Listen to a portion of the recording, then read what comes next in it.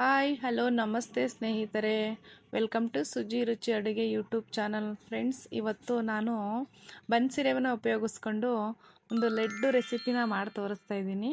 ಏನಾದರೂ ಸ್ವೀಟ್ ತಿನ್ನಬೇಕು ಅನ್ನಿಸ್ದಾಗ ಮಕ್ಕಳಿಗೂ ಕೂಡ ಈ ಸ್ವೀಟ್ನ ನೀವು ಮಾಡಿಕೊಡ್ಬೋದು. ತುಂಬ ಚೆನ್ನಾಗಿರುತ್ತೆ, ಹಾಗೆ ಬೇಗನೂ ಮಾಡ್ಬೋದು.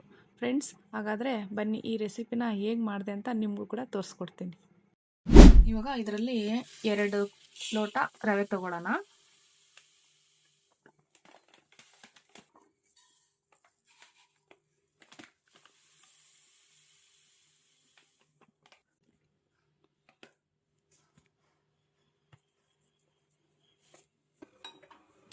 ಈ ಕಡೆ ಸೈಡಲ್ಲಿ 2 ಲೋಟ ರವೆ ಹಾಕಿದ್ದೀವಲ್ವಾ, 4 ಲೋಟ ನೀರನ್ನ ಬಿಸಿ ಮಾಡಿ ಇಟ್ಕೋಬೇಕು.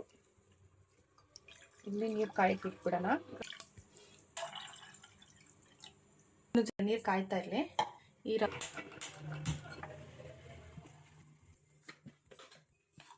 ತುಪ್ಪ ಏನು ಹಾಕೋದು ಬೇಡ, ಹಾಗೆ ಪ್ಲೈನಾಗಿ ಹುರ್ಕೊಳ್ಳೋಣ. ಫಸ್ಟು ಸ್ವಲ್ಪ ಬಿಸಿ ಆದಮೇಲೆ ಆಮೇಲೆ ಸ್ವಲ್ಪ ತುಪ್ಪ ಹಾಕ್ಕೊಳ್ಳೋಣ.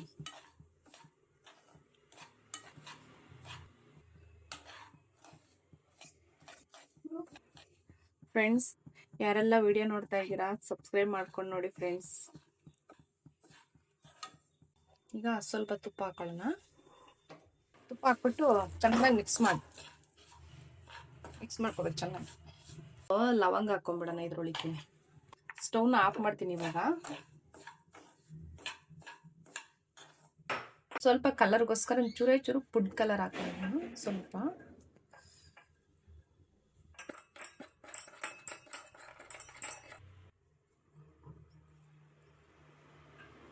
ಹಾಕ್ಬಿಡೋಣ ಇದ್ರೊಳಗಡೆ ಫುಡ್ ಕಲರ್. ಇವಾಗ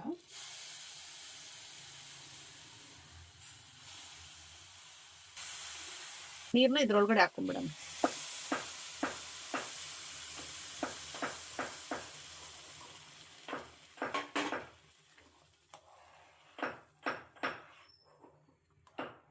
ಗ್ಯಾಸ್ ಹಚ್ಕೊಬಿಟ್ಟು ಗ್ಯಾಸ್ ಆಫ್ ಮಾಡಿದೆ ಅಷ್ಟೇ. ಮುಚ್ಚಿಬಿಡ್ಬೇಕು ಇವಾಗ, ಇಲ್ಲಾಂದ್ರೆ ಸಿಡಿದ್ಬಿಡುತ್ತೆ ಅದು. ಇದನ್ನ 1-2 ನಿಮಿಷ ಹೀಗೆ ಮುಚ್ಚಿಟ್ಬಿಡೋಣ, ಸಣ್ಣ ಗುರಿ ಕೊಟ್ಬಿಟ್ಟು.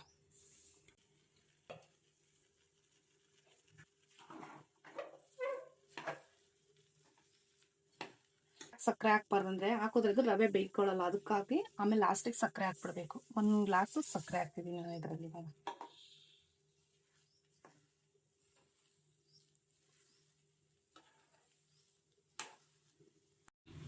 ಸ್ವಲ್ಪ ಏಲಕ್ಕಿ ಪೌಡರ್ ಹಾಕ್ಕೊತಿದ್ದೀನಿ.